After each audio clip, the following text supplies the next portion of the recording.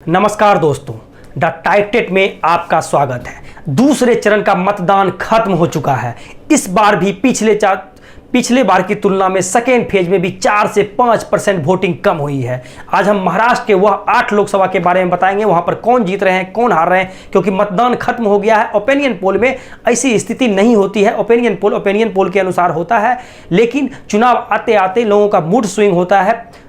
Party अपने शीर्ष नेताओं को प्रचार के लिए भेजते हैं और जिस तरह से लोगों को अपने अपने पाले में लेने के लिए लुभावने वादे करते हैं, उससे लोग प्रभावित होकर के वोट करते हैं। उसके अनुसार अभी एग्जिट पोल बताएंगे कि यह 8 लोकसभा जो महाराष्ट्र में है वो सेकेंड चरण में वोट खत्म होने के बाद यहाँ पर क्या स्थिति है उसके बारे में बात करें तो सबसे पहले हम बात करते हैं बुल्ढाना की बात करें तो यह इंडिया गठबंधन के SSUBT चुनाव जीत रहे हैं। नरेंद्र खेड़ेकर जी यहाँ पर चुनाव जीत रहे हैं। अकोला की बात करें, अकोला यहां पर फिर से इंडिया गठबंधन के कांग्रेस प्रत्याशी अभय काशीनाथ पाटिल जी चुनाव जीत रहे हैं और बीजेपी प्रत्याशी यहां पर चुनाव हार रहे हैं। अमरावती की बात करें तो अमरावती पुनः इस बार बीजेपी से नवनीत कौर राणा जो पिछले बार निर्दलीय MP थे वह चुनाव जीत रहे हैं। वर्धा की बात करें तो वर्धा से NCP शरद पवार SP जो कि इंडिया गठबंधन में है वह चुनाव जीत रहे हैं।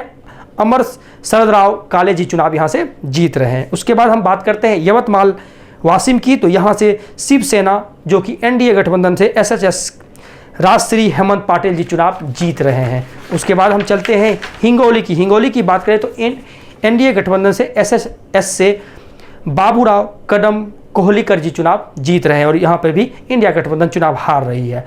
नोडेर की बात करें तो यहाँ से कांग्रेस से बलवंत राव चुनाव जीत रहे हैं और यह सीट कांग्रेस के पाले में जा रही है। बीजेपी यहाँ से चुनाव हार रही है।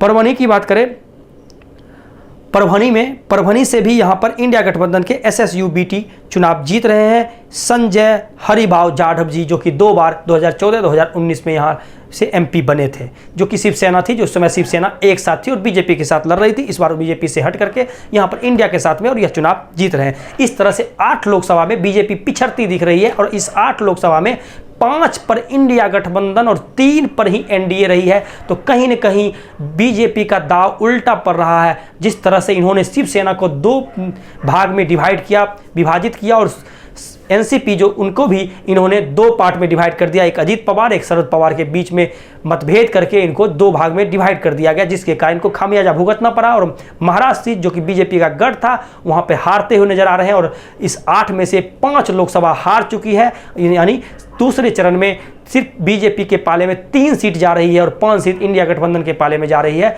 आगे भी बचे हुए लोकसभा के बारे में आप लोगों के बीच जल्द हाजिर होंगे। तब तक आपसे विदा लेते हैं। धन्यवाद।